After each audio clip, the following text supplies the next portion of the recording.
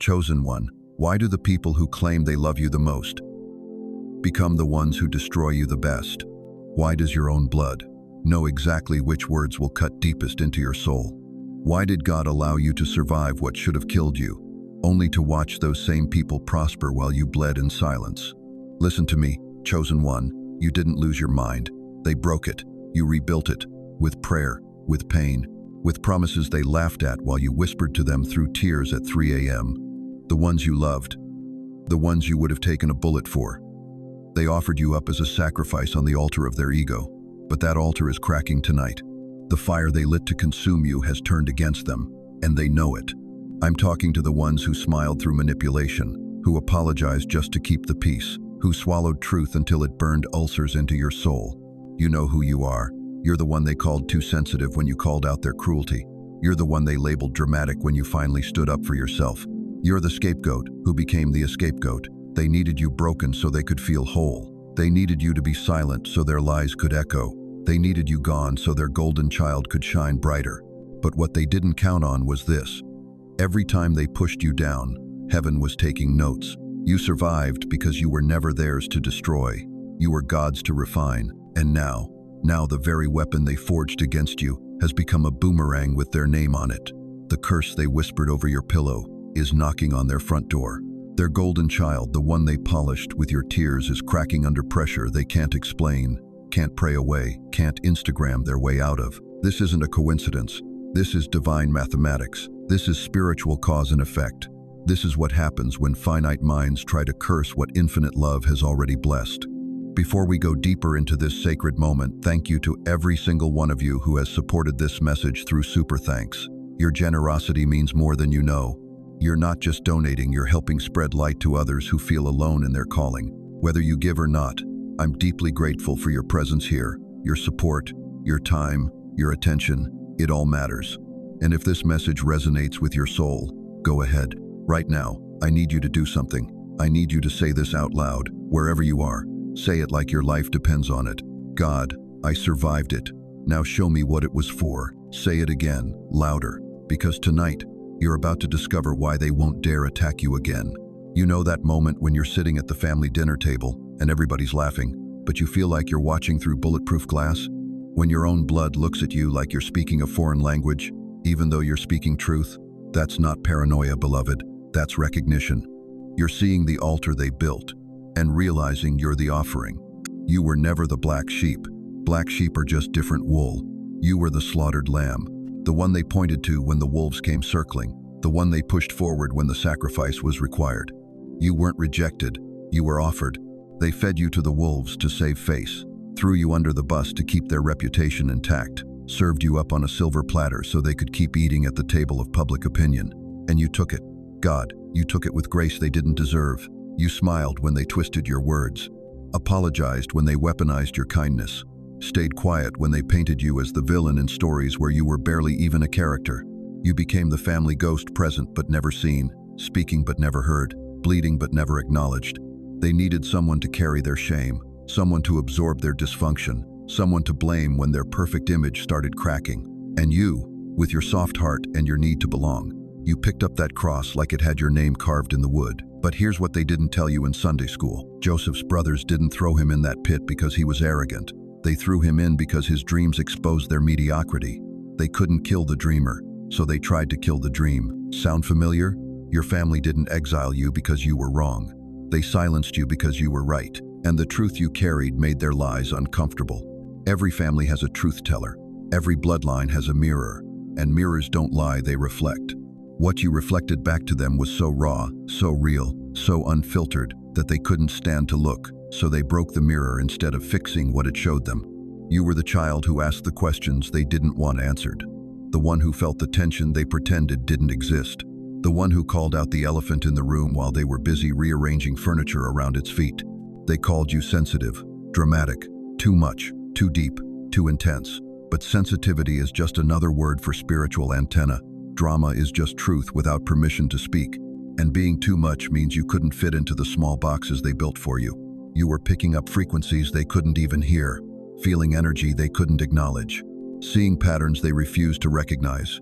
You were the family prophet, and like all prophets, You were rejected in your own house. But listen to me, chosen one. They buried you thinking they were ending your story.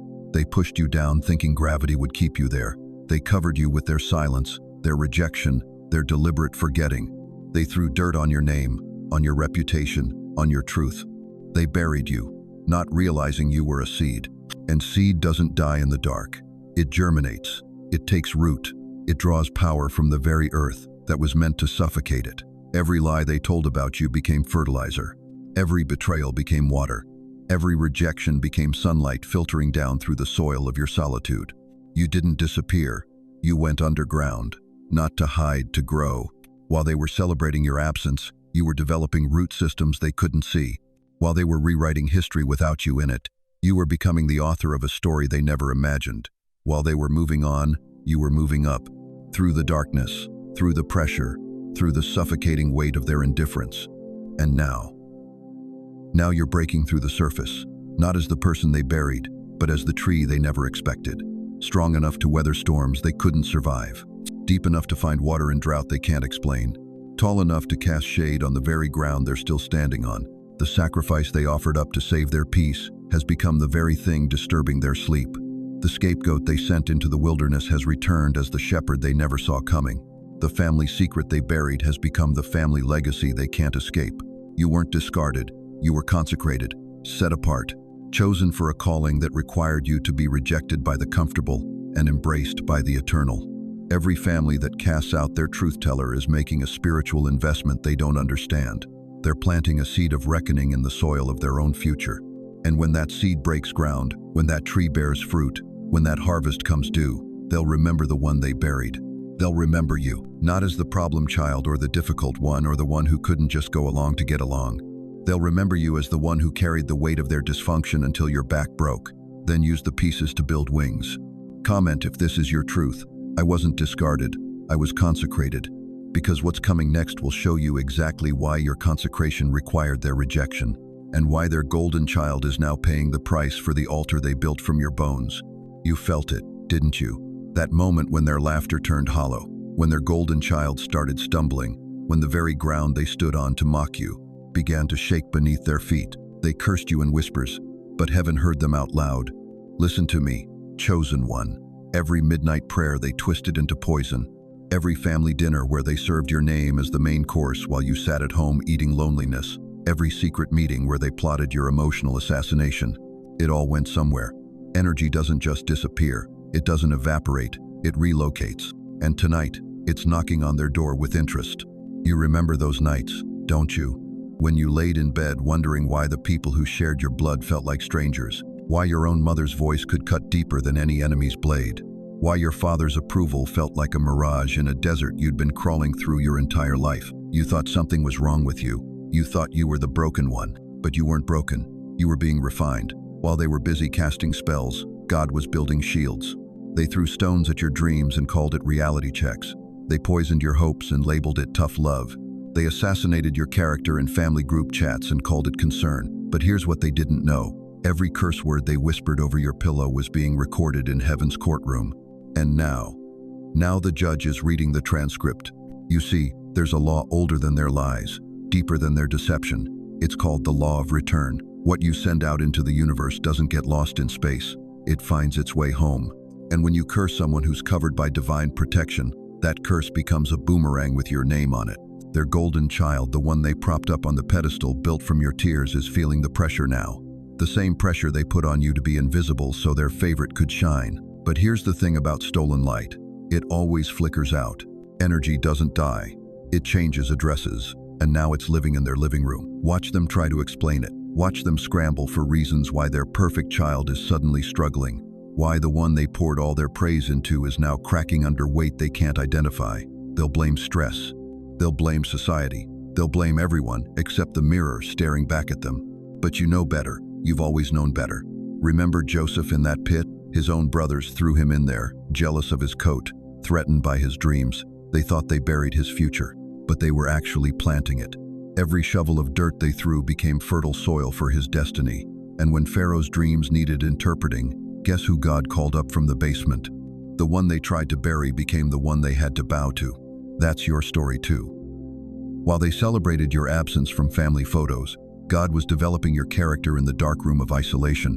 While they toasted your failures at dinner tables you weren't invited to, heaven was preparing banquet tables for your breakthrough. And now they're feeling the spiritual mathematics of what they sowed. You didn't have to fight back. You didn't have to expose them. You didn't have to defend yourself in their court of lies. You just had to survive. And every day you chose to breathe instead of break. Every morning you got up instead of giving up. Every moment you chose grace over revenge. It was loading their spiritual account with compound interest. The golden child is wearing the consequences now because they made that child complicit in your crucifixion. They used innocent hands to nail you to their family cross, and now those same hands are feeling the splinters. This isn't cruelty. This is balance. This isn't revenge. This is restoration. The universe doesn't operate on human timelines. It operates on cosmic justice. And while you were crying in the wilderness, wondering why God was silent, He was actually speaking in a language they couldn't understand. Consequences. Their house of cards is falling one by one, not because you cursed them, but because they cursed themselves the moment they decided to play God with your destiny. You want to know why they're avoiding family gatherings now? Why have the group chats gone quiet? Why can't they look you in the eye when you accidentally cross paths? Because they know, deep in their spirit, they know what they did. And deeper still, they know what's coming. The spell they cast has returned to sender with a signature they can't deny. Every tear you cried in secret has become a flood in their foundation. Every prayer you whispered while they laughed has become thunder in their atmosphere. Every moment they make you feel small has become a giant in their living room they can't ignore. And their golden child, the one they sacrificed your peace for, that child is feeling the spiritual shockwaves of their parents' choices, because generational curses don't discriminate. They visit the children of those who sow discord. They follow bloodlines like a spiritual GPS. But here's what's beautiful about divine justice. It's not about destruction. It's about corrections. God isn't trying to hurt their child. He's trying to wake them up to the toxicity they've been swimming in. Sometimes the only way to save someone from drowning is to let them feel the water rising. You were never their enemy. You were their mirror, and they couldn't stand the reflection. But now that mirror has turned toward their golden child, and suddenly they're seeing themselves clearly for the first time. The favoritism, the manipulation, the spiritual abuse disguised as love. It's all there in high definition, and they can't change the channel. So what do you do with this revelation? How do you handle watching the very people who tried to bury you now digging their own graves? You declare it. You claim it. You return every ounce of negative energy they sent your way back to its source. Declare it now. I return to sender, in the name of the righteous judge. Say it like you mean it. Say it like your freedom depends on it. Because it does. The spell has hit the sender, and now you're free to rise without their permission. But this is just the beginning of what God is unraveling. Because when the chosen one finally understands their protection, the real power begins to show. Listen closely, chosen one. You thought the arrow was aimed at your heart, but God redirected that poison to pierce what they treasured most.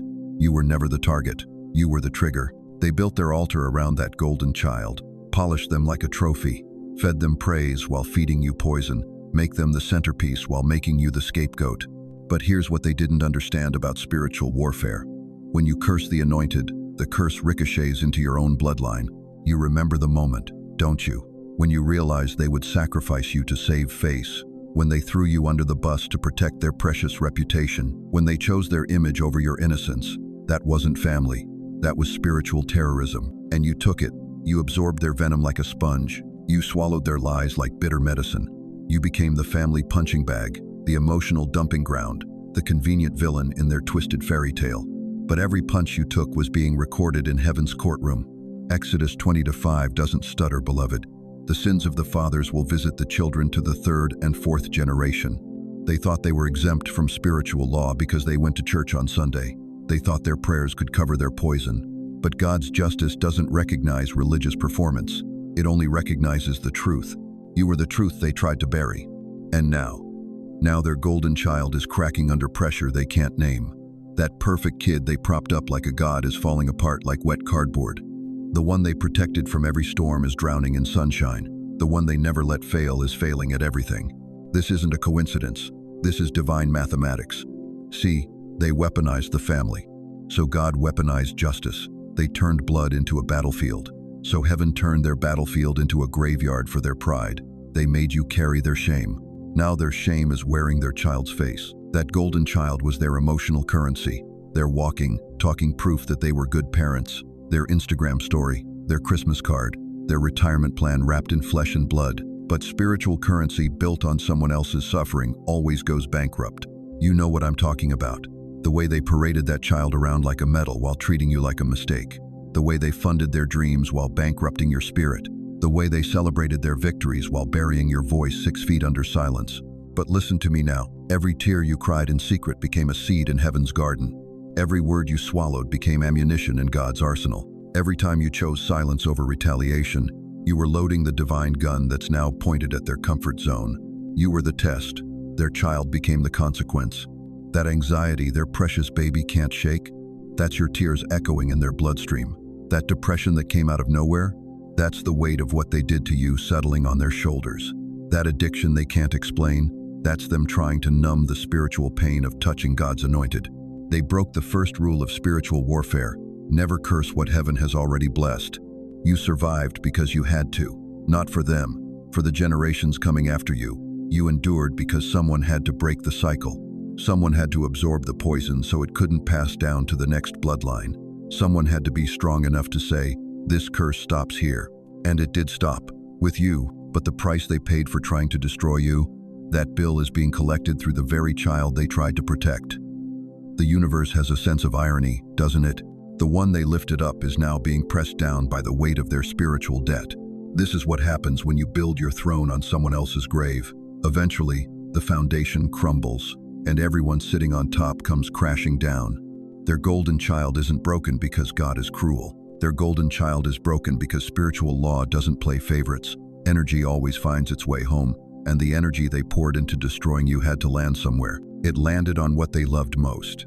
You want to know why you feel guilty about this? Because you're still carrying their programming. You're still worried about their pain while they never lost sleep over yours.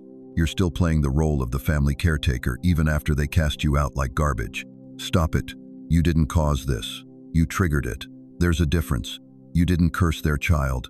You survived their curse. And survival, when you're anointed, becomes a weapon in God's hands. They thought they were punishing you. They were actually positioning you.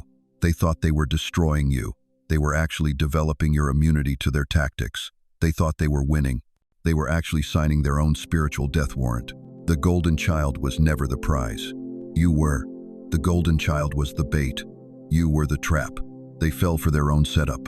And now they're watching everything they built on your bones crumble to dust. Now they're seeing their investment portfolio of pride crash in real time. Now they're learning what it feels like to love someone who's broken by forces beyond your control. Welcome to your world. The world they created for you. The world you survived. The world their precious child now inherits. But here's the difference. You survived it alone. Their child gets to survive it with resources, with support, with parents who suddenly understand the weight of mental anguish because it's touching someone they actually love. The irony tastes bitter, doesn't it?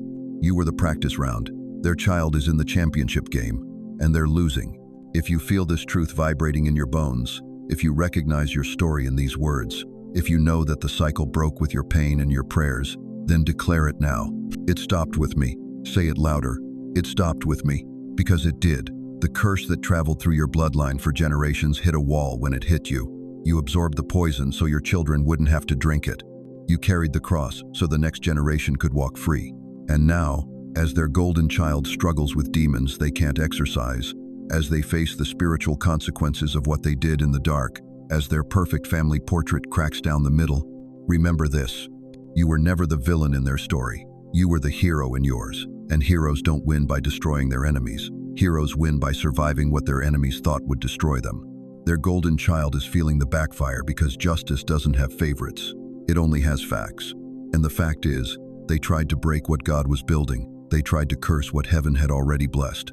They tried to bury what was destined to rise.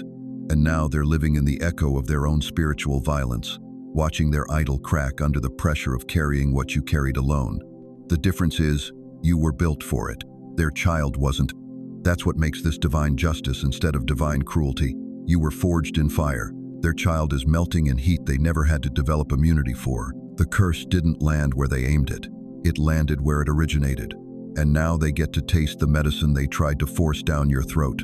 But here's what's about to shift everything you think you know about why this had to happen. You know what they never told you about curses? They have expiration dates. And baby, you outlived theirs. They threw everything they had at you, lies wrapped in love, manipulation dressed as concern, rejection disguised as protection. They expected you to break by Christmas. When you didn't, they gave you until your birthday. When that passed, they whispered, just wait until next year. But next year came, and you were still breathing, still standing, still believing there was something bigger than their small-minded hatred.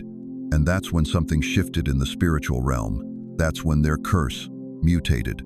See, they didn't expect you to make it this far. Every time you got back up, every time you wiped the blood from your mouth and said, I'm not done yet, their karma compounded. Like interest on a spiritual debt they never intended to pay. You want to know why Job's story hits different now? Because you lived it. 42 chapters of hell, and you're still here, still praising, still believing, still refusing to curse God and die like they all expected you to. But here's what Job knew that took you years to understand. Survival isn't just about staying alive, it's about staying aligned. And every day you chose faith over bitterness. Every night you chose prayer over revenge. Every moment you chose healing over hatred. You were building something they couldn't see. You were building immunity. Think about it like this. When a vaccine enters your bloodstream, your body creates antibodies. It learns the enemy's signature. It remembers the attack. And the next time that same poison tries to infiltrate, your system doesn't just fight back. It overwhelms the threat so completely that the enemy can't even recognize its own weapon. That's what happened to you, chosen one. You didn't just survive their attacks. You absorbed them. You processed them. You turned every word meant to wound you into wisdom, every betrayal into a blueprint, every abandonment into an awakening. You became immune to their tactics. Remember when they used to push your buttons and you'd explode? Now they push, and nothing happens. Remember when their silent treatment used to make you beg for attention? Now their silence is your sanctuary. Remember when their approval felt like oxygen? Now you breathe just fine in the atmosphere of your own worth. They're confused. They're pressing the same buttons that used to send you into emotional chaos, but the machine isn't responding. The program has been updated. The software has been rewritten. You're running on a new operating system now, one they don't have the password to. And that terrifies them, because if their old weapons don't work on you, what power do they have left? Listen to me carefully. You didn't just survive, you exhausted their demonic contract. Every curse has a shelf life. Every spell has a statute of limitations. And honey, you outlasted theirs. You wore it out. You drained it dry. You survived so long that their hatred turned into a boomerang. Their manipulation became a mirror.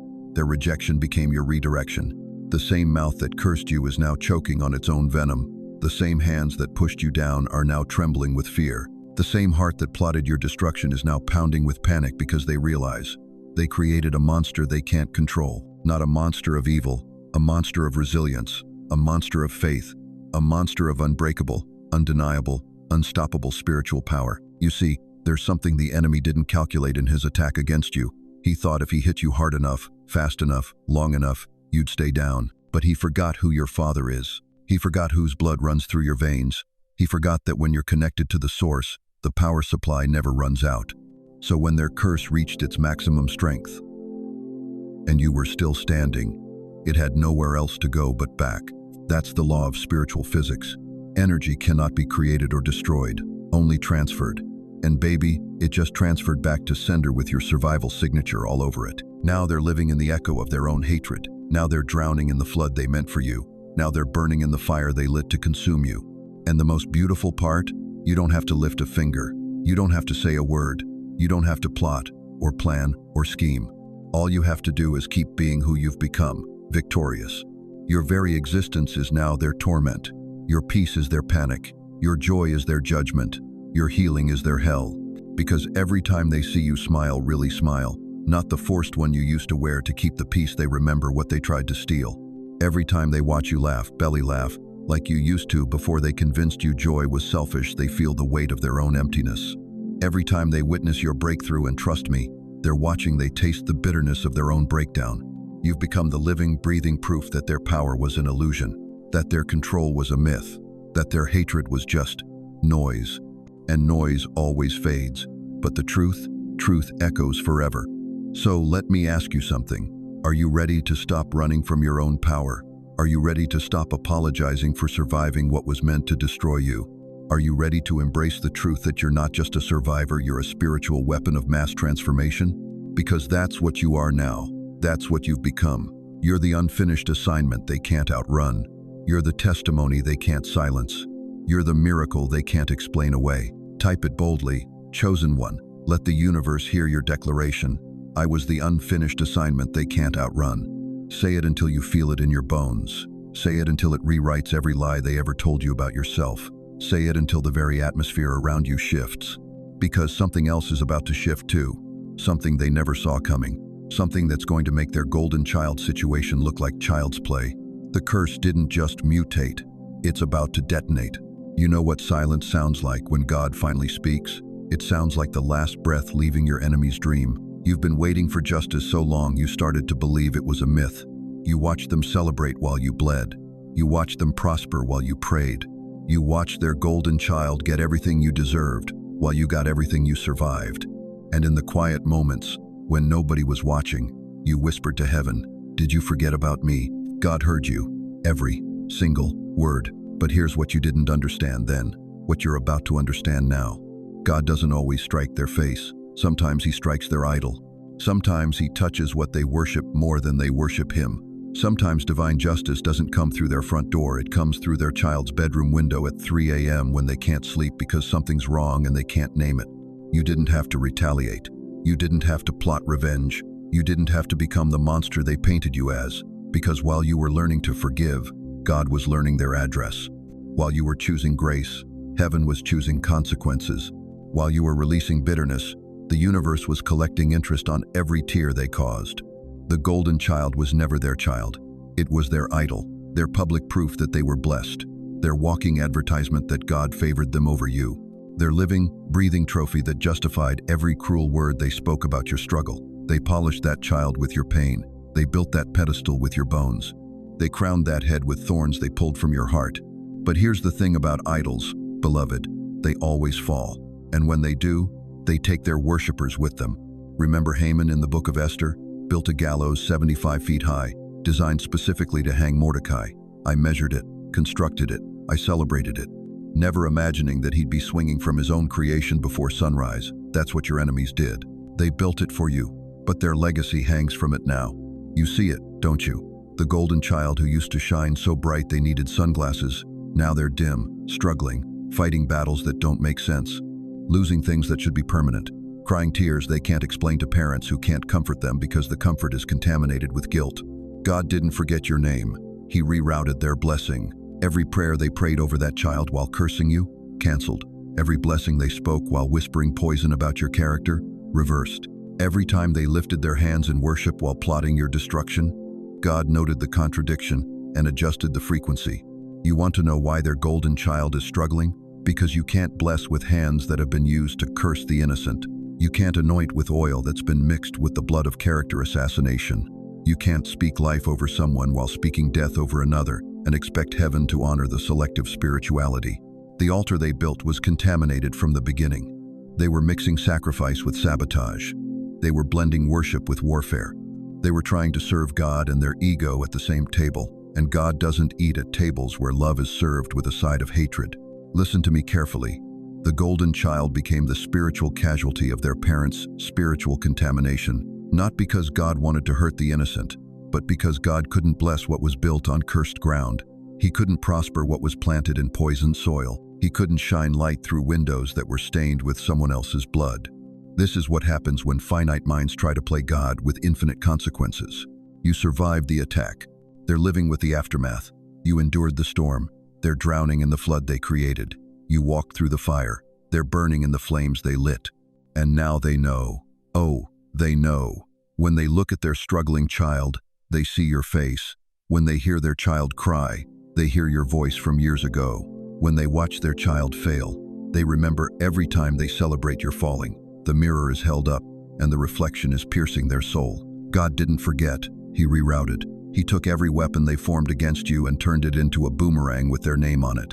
He took every pit they dug for you and they're falling into it head first. He took every trap they set, and now they're caught in their own snare. You don't have to feel guilty about this. You don't have to apologize for surviving. You don't have to dim your light because their darkness is being exposed. This isn't your revenge, this is divine mathematics. This isn't your payback, this is spiritual physics. Every action has an equal and opposite reaction, and they've been reacting to their own actions for years without realizing it. The golden child was their insurance policy, and now the policy has expired. They bet everything on that one investment, and now they're watching it decline in real time. They put all their spiritual eggs in one basket, and the basket has holes they can't patch. But you learn to carry your own light. You learn to polish your own character. You learn to stand on your own foundation. You didn't need a golden child to prove your worth. You became your own proof. This is why they won't dare attack you again, because they've seen what happens when they touch someone under divine protection. They've witnessed the backfire. They've experienced the consequences. They've tasted the bitterness of their own medicine, and it's choking them. If this is hitting your spirit like lightning hitting a rod, if you can feel the truth of this vibrating in your bones, then declare it out loud right now. I didn't lose the battle. I delayed divine justice. Say it again with conviction. I didn't lose the battle. I delayed divine justice. Because that's exactly what you did. You held back your flesh so heaven could release its fire. You restrained your tongue so God could speak his judgment. You chose the high road so divine consequences could take the low road straight to their doorstep. The backfire is just beginning, and their golden child is feeling every spark. Listen, can you hear that sound? That soft cracking noise echoing through their perfect little world. That's not thunder rolling in from the distance. That's the sound of their ego, finally meeting reality. And baby, reality doesn't negotiate. You know what I'm talking about. You've been watching from the shadows, haven't you? Watching their golden child stumble, watching their pride and joy crack under pressure that came out of nowhere. Watching them scramble to explain what can't be explained, fix what can't be fixed, pray away what was never meant to be prayed away. They weren't just proud of that golden child. Oh no, they hid behind them like a spiritual human shield. Every time you question their methods, their cruelty, their manipulation, they'd point to that shining example and say, look what we built. Look how blessed we are. Clearly, we're doing something right. But see, when you build your identity on someone else's success, when you use another person as your proof of righteousness, when you make flesh and blood into your golden calf, heaven has something to say about that. Remember Job's friends, sitting in their self-righteousness, pointing at his suffering as proof of his sin? Same energy, different century. But God had the last word then, and he's got it now. You survived their rejection not because you were weak, but because you were chosen to witness this moment, this divine dismantling, this holy deconstruction of everything they built on sand and called it stone. Their golden child was never the blessing, it was the bait. The very thing they worshipped became the altar where their delusion would be sacrificed. Can you feel it? The shift in the atmosphere when they walk into a room now? That confidence they wore like armor is rusting in real time. That smug certainty they carried like a designer handbag is looking more like a millstone around their neck. They can't pray it away. They've tried. You know they've tried. Late night prayer marathons, fasting, calling every prophet they know on speed dial. But when you've built your foundation on someone else's destruction, when you've elevated yourself by lowering another, when you've used God's name to justify ungodly behavior, the house always falls. They can't explain it either. How do you tell people that your pride became your prison? How do you admit that the very person you destroyed was under divine protection? How do you confess that your golden child is cracking because the gold was always fool's gold?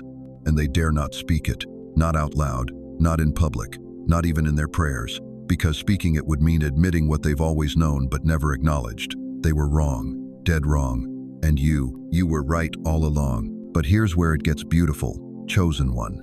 God didn't touch their child to destroy them. Listen to me carefully. God touched their delusion to dismantle them. He didn't come for the person, he came for the pedestal.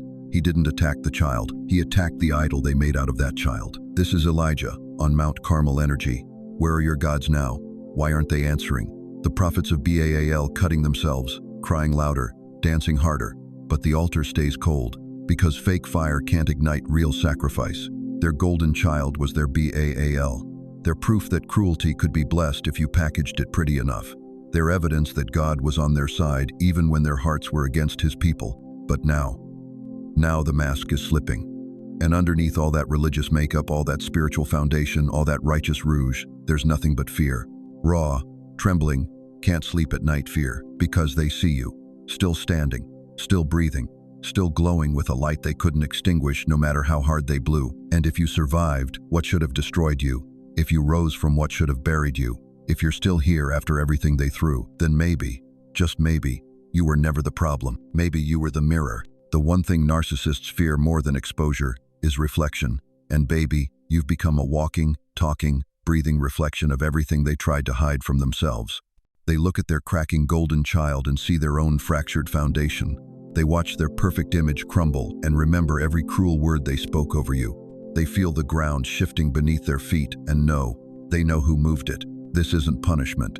This is a revelation. God isn't destroying them. He's revealing them, stripping away the masks they wore so long they forgot their own faces underneath. You want to know why you had to walk through that valley of the shadow of death, so you could climb this mountain of vindication, so you could stand on this peak of perspective and see the whole battlefield spread out below you. Every tear you cried in secret is now a river washing away their false foundation. Every prayer you whispered in pain is now thunder shaking their house of cards. Every night you survived when you wanted to die has become daylight exposing what they thought they could hide forever. The same mouth that cursed you is now silent with shock. The same hands that pushed you away are now trembling with realization. The same heart that rejected you is now broken by the weight of consequence. God is removing the mask, not the man, the delusion, not the person, the lie, not the life. Say it if you feel it burning in your chest right now. God is removing the mask, not the man. Say it again, louder, because your voice has power they can't silence anymore. This is why they won't dare attack again. Because they've seen what happens when you mess with someone heaven refuses to abandon. They've witnessed the backfire of their own spiritual bullets. They've felt the ricochet of their own curses. The ego has cracked, beloved, and through those cracks, the light is finally getting in, not to destroy, but to heal, not to condemn, but to convict, not to end their story, but to begin their truth. And you get to watch it unfold from the victory side of your valley. Because this time, you're not the one breaking. You're the one who survived long enough to see the breaking happen to what broke you. Listen to me, wounded warrior. I know what they told you. I know the lies they whispered in your ear when you were small, when your heart was soft, when you believed that blood meant protection instead of predation. They said family was sacred. They said parents were untouchable. They said honor thy mother and father, but they forgot to mention what happens when mother and father dishonor the child God placed in their hands. You've been carrying their sins like a backpack full of stones, thinking loyalty meant suffering in silence, thinking love meant absorbing their poison, thinking respect meant letting them sacrifice your soul on the altar of their dysfunction. But tonight, I'm here to tell you something that's going to crack your chest wide open. Being a mother doesn't exempt you from spiritual consequences. Being a father doesn't shield you from reaping what you've sown. The universe doesn't check birth certificates before it delivers justice. You thought they were above the law because they gave you life. But here's what your bleeding heart needs to understand: they weren't above the law. They just delayed the sentence. And interest has been compounding in the court of heaven while you cried yourself to sleep, wondering why God allowed the very people who were supposed to protect you to become your greatest predators. I see you there, trying to make sense of the sacred treason, trying to reconcile the hands that fed you with the same hands that choked your spirit, trying to honor commandments while dishonor was being poured over your head like baptismal water turned to acid. But here's the revelation that's going to set your soul on fire. You weren't just their victim, you were their mirror. Every time they looked at you, they saw their own unhealed wounds staring back. Every time you spoke the truth, it reminded them of the lies they built their life on. Every time you showed them love, it convicted them of how little they had left to give. So they did what broken people do. They tried to break what reminded them they were cracked. They called you rebellious when you questioned their contradictions. They labeled you ungrateful when you refused to pretend their abuse was affection. They painted you as the problem child, the black sheep, the one who just couldn't appreciate all they sacrificed. But sacrifice isn't sacred when it's used as a weapon. Here's what they never told you about spiritual law. It operates outside of human hierarchy. It doesn't bow to titles, doesn't curtsy to crowns, doesn't genuflect before genetic connections. When you touch what belongs to God, when you wound what He's called, when you curse what He's blessed, family tree or not, the branch you're standing on starts to crack. And baby, they've been hearing that crack for years. You want to know why their golden child is falling apart? Why is their perfect family portrait developing cracks you can see from space? Because you can't build a dynasty on the bones of the ones you destroyed. You can't construct a legacy with the bricks you threw at your own blood. The energy doesn't lie. The law doesn't negotiate. What goes up in manipulation must come down in manifestation. Remember Joseph, thrown in a pit by his own brothers, sold into slavery by the ones who shared his mother's milk. But what looked like destruction was actually direction. What appeared to be abandonment was actually an appointment, because God was setting up a divine reversal that would make Pharaoh bow to the boy they tried to bury. That's your story, chosen one.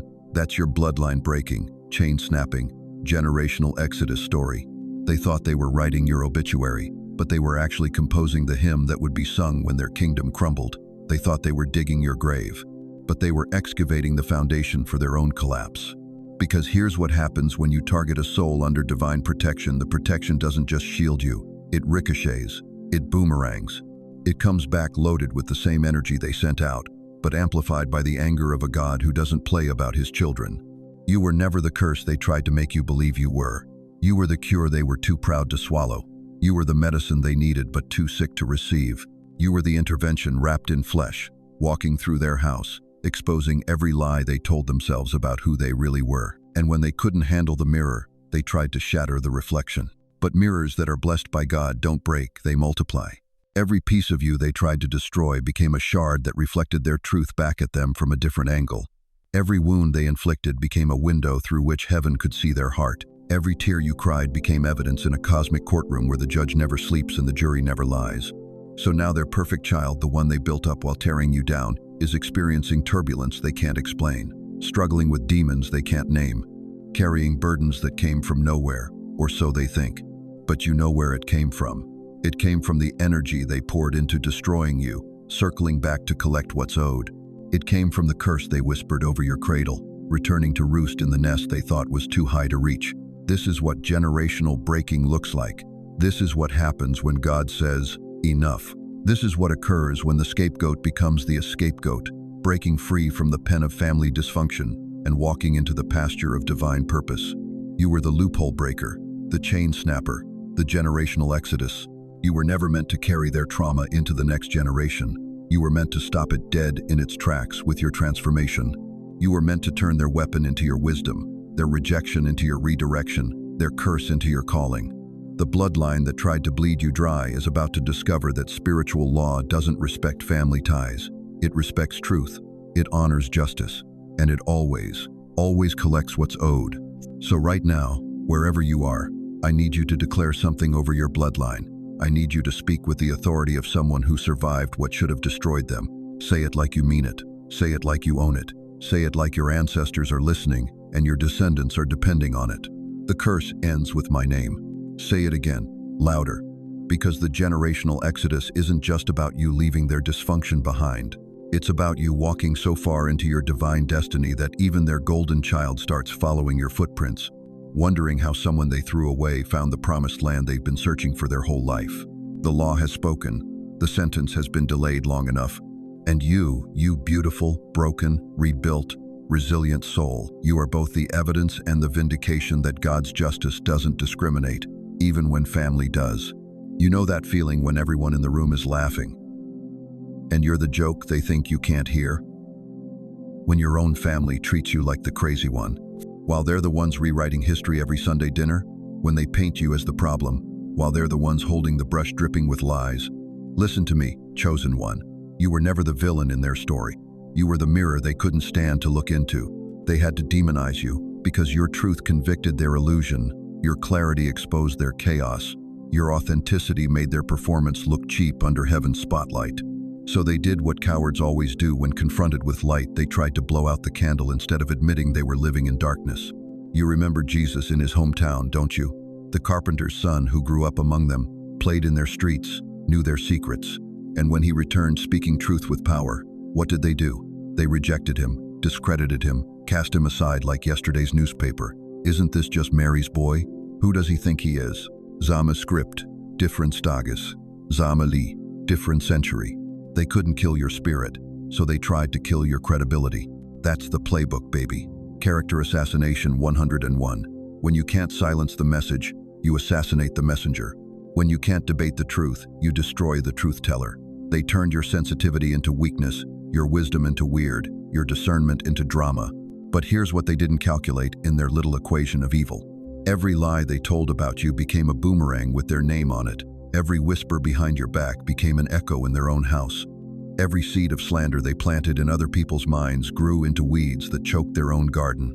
You weren't the scapegoat, you were the sacred goad, the holy thorn in their comfortable lie, the divine disruption of their false peace. God hid you so their war would expose them, not destroy you. You thought you were being punished when they pushed you out. You thought you were losing when they turned people against you. You cried yourself to sleep wondering what was wrong with you, why you couldn't just fit in, why your truth felt like poison in their presence. But heaven was playing chess while they were playing checkers. Your exile wasn't rejection, it was protection. Your silence wasn't defeat, it was strategy. Your absence wasn't abandonment, it was ammunition. God was loading in the chamber of justice. See, they needed you gone so they could control the narrative. They needed you to be silent so their lies could echo. They needed you broken so their brokenness could hide behind your pieces. But every month you stayed quiet. Every year you held your peace. Every decade you bit your tongue. You were building a case in the courts of heaven that no earthly lawyer could overturn. The same people who called you bitter when you spoke the truth are now drowning in their own poison. The same ones who labeled you crazy when you called out the game are now losing their minds trying to keep their stories straight. The same family members who treated you like the black sheep are now watching their golden child turn gray under pressure they can't explain. Your absence told the truth louder than your words ever could. That's the power of divine vindication. Beloved, you don't have to defend yourself when God decides to be your defense attorney. You don't have to clear your name when heaven decides to clear the courtroom of lies. They thought they were writing your obituary, but they were actually drafting their own spiritual death certificate. You see, when you touch someone who's covered by blood, when you curse someone who's blessed by the Most High, when you try to destroy someone who's destined for greatness, you don't just pick a fight with a person, you pick a fight with the God who chose them. And God doesn't lose cases. David knew this when he faced Goliath. Joseph understood this in Pharaoh's prison. Job learned this in his season of loss. Elijah discovered this in his cave of depression. The very thing that looked like their downfall became their setup for supernatural elevation. You are not an accident. You are not a mistake. You are not the problem they convinced you that you were. You are the solution to a generational curse. You are the answer to an ancestral prayer. You are the breakthrough disguised as a breakdown. Every tear you cried in secret, heaven collected in a bottle. Every prayer you whispered in pain, heaven recorded in the books. Every time you chose forgiveness over revenge, love over hatred, peace over war, you were building spiritual currency that's about to pay dividends in ways that will shock your enemies and heal your heart. They thought they buried you. They didn't know you were a seed. Say it and mean it. My absence told the truth louder than my words ever could. Feel that power in your chest. That's not anger. That's not bitterness. That's the Holy Ghost confirming what your spirit already knew. You were never the problem. You were the solution they were too blind to see, too proud to accept, too scared to embrace. Your silence wasn't a weakness. It was wisdom waiting for the right moment to be unleashed. Your withdrawal wasn't defeated.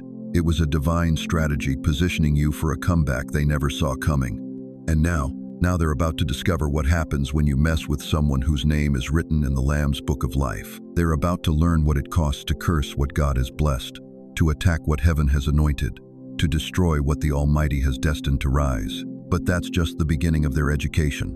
You know what silence sounds like when it's not peaceful, when it's not resting, when it's the sound of people who once ran their mouth about you, now holding their breath, afraid to even whisper your name. That's the silence hanging over their dinner table tonight. That's the quiet that fills their car rides. That's the hush that follows every family gathering where your empty chair speaks louder than their forced laughter. They saw what happened when they touched a chosen one. Listen to me, wounded warrior. The spell they cast, it didn't hit you. It ricocheted off your divine armor and struck their altar. The very thing they worshipped, the golden child they polished with your tears, became the target of their own spiritual warfare. You remember how they used to talk, don't you? How they'd gather in circles, your name rolling off their tongues like poison candy. How they'd dissect your every word, twist your every action, turn your pain into their entertainment. They thought you were soft. They thought you were alone. They thought heaven was sleeping. But heaven doesn't sleep. Heaven takes notes. And now they've learned what happens when you throw stones at someone standing under God's umbrella. The stones bounce back with compound interest. Their golden child, the one they propped up as proof of their righteousness, the one they used as a weapon against your authenticity, that child is cracking under pressure they can't name, can't explain, can't pray away in their Sunday morning performances. the panic in their eyes when their perfect picture starts glitching. That's not worry, beloved. That's recognition. That's the moment when finite minds realize they've been playing chess with the infinite. You see, they thought they were just attacking you, but you were never standing alone. Every word they spoke against you was heard by ears that don't forgive and don't forget.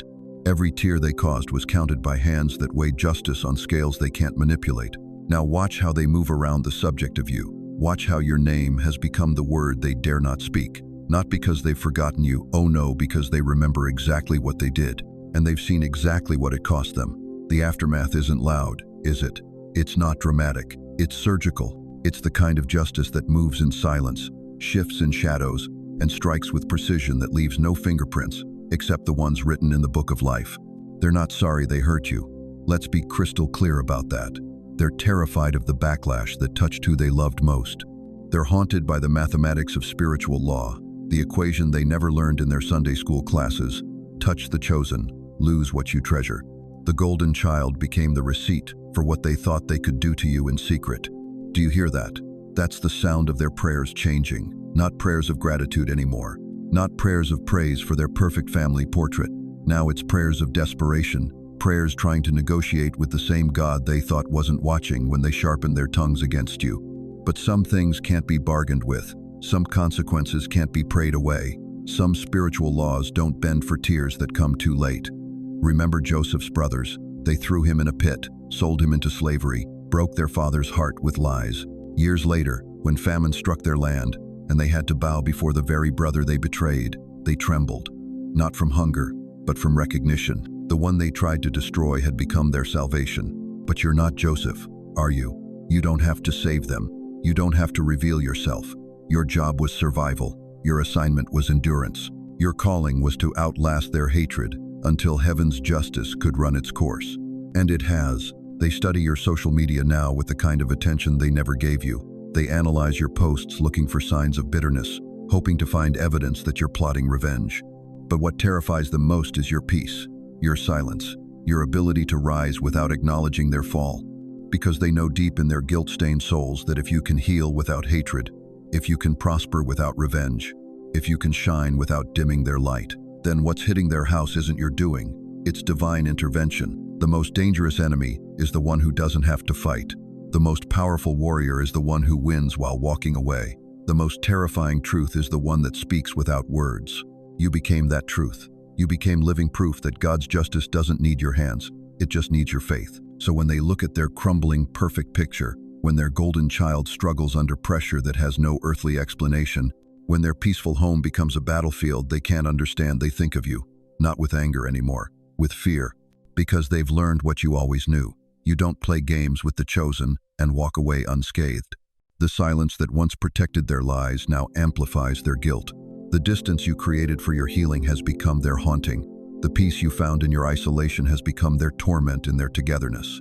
This is why they won't dare attack again. Not because they've grown a conscience, because they've seen the consequence. Not because they love you now, because they fear what loves you. They wanted to break you so badly they forgot to protect what they actually cherished. They were so focused on dimming your light they didn't notice the darkness creeping into their own house. The golden child became collateral damage in their war against your calling. And now they live with that knowledge every single day.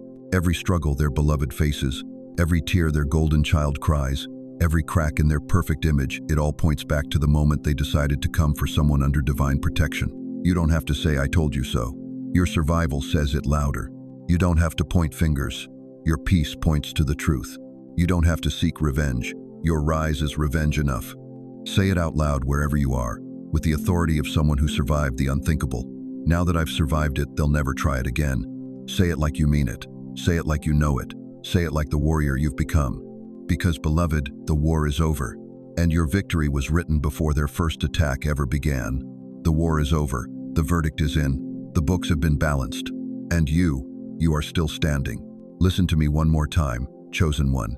What happened to you wasn't random. It wasn't bad luck. It wasn't your fault. It was your testimony being written in real time. Every tear was ink. Every betrayal was a chapter. Every moment you thought you wouldn't survive was God's pen marking the page where your story turns from victim to victor. You are not the broken one. You never were. You are the breakthrough. You are the living proof that divine protection doesn't always look like prevention. Sometimes it looks like preservation. Sometimes God doesn't stop the storm, He makes you see it. They thought they were writing your ending, but all they did was author their own consequence. The door is closed now, not just metaphorically, spiritually. The access they once had to your energy, your peace, your heart, that door has been sealed with divine wax. There is no key that can open it, no apology that can unlock it, no family gathering, no holiday guilt, no emergency that can force it open again. You have been extracted from their chaos. You have been elevated beyond their reach. You have been positioned where their poison can't penetrate and their schemes can't touch. The golden child they polished with your pain, the altar they built from your ashes, let them tend to it now. Let them explain to God why they needed a scapegoat to feel holy. Let them justify to heaven why they sacrificed love for image, truth for comfort, their own blood for their ego. That's no longer your burden to carry. The scripture that has been echoing in my spirit for you is Isaiah 54:17. No weapon formed against you shall prosper, and every tongue which rises against you in judgment you shall condemn. This is the heritage of the servants of the Lord, and their righteousness is from me, says the Lord. Read it again. Let it settle in your bones. No weapon formed against you shall prosper. Not some weapons, not most weapons, no weapon. Every lie they crafted, every alliance they built, every scheme they hatched, none of it prospered. You are the living proof of that promise. But here's the part they don't tell you in Sunday school. Every tongue which rises against you in judgment, you shall condemn. You have the right to condemn their judgment. You have the authority to reject their narrative. You have the power to say, your opinion of me is no longer admissible evidence in the court of my identity. This is your heritage. This is what you inherited when you chose to serve truth over comfort, authenticity over approval, God's voice over their noise. Your righteousness, your right standing, your vindication, your victory, it's not from them. It never was. It's from the one who saw their betrayal before they thought it, heard their whispers before they spoke to them, and prepared your deliverance before you even knew you needed it. So here's your spiritual declaration. I want you to say this out loud, right now, wherever you are. Say it like you're testifying in the highest court. Say it like you're speaking into existence what has already been decreed in the heavenly realm. I am chosen. I am protected. I am vindicated. What was meant to destroy me has made me indestructible. What was meant to silence me has given me a story worth telling. I do not need their apology to heal. I do not need their approval to rise. I do not need their understanding to walk in my purpose. The door is closed. The season is over. I am free. Say it again, louder this time. If you're typing in the comments, type it bold. The door is closed. I am free. Because, beloved, your freedom is not just personal, it's prophetic. Your healing is not just individual, it's generational. Your victory is not just private, it's public testimony that heaven still defends the defenseless, still lifts the lowly, still vindicates the voice of truth even when it whispers. There are others watching your story, others who have been thrown in similar pits, betrayed by similar people, sacrificed on similar altars. They need to see that survival is possible. They need to witness that the golden child's armor can crack. They need to know that divine justice doesn't require their participation, just their patience.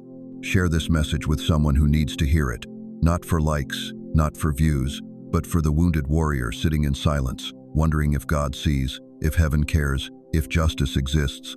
When you share this truth, you're not spreading content, you're spreading confirmation. You're not posting a video, you're planting seeds of hope in soil that's been scorched by betrayal. The golden child may be their pride, but you are heaven's proof. Proof that love doesn't require blood relation. Proof that family is not always biology. Proof that sometimes the greatest blessing is being rejected by people who would have limited your destiny. They thought they were casting you out. They were actually casting you up. They thought they were cutting you off. They were actually cutting you loose. They thought they were ending your story. They were actually beginning your legacy. So walk forward now, not looking back, not second-guessing, not carrying guilt for surviving what should have killed you. Walk forward knowing that every step you take on your healing journey sends tremors through their fake foundation. Your peace is their torment. Your joy is their conviction. Your success is their reminder that they bet against heaven and lost. The chosen ones don't just survive, they thrive. And when they thrive, they inspire. When they heal, they help others heal. When they rise, they leave a ladder for others to climb. This is your moment. This is your season. This is your testimony. The golden child was their investment. You were heaven's insurance policy. And insurance policies don't expire, they pay out when the damage is done. Your payout is your purpose. Your settlement is your story. Your compensation is your calling. Walk in it, own it, live it, share it, because the world needs to see what happens when the underestimated choose to rise instead of retaliate, heal instead of hate, forgive instead of fight back. They thought they were writing your obituary. Instead, they authored your resurrection. The altar is cracking, the golden child is falling, and you are finally free.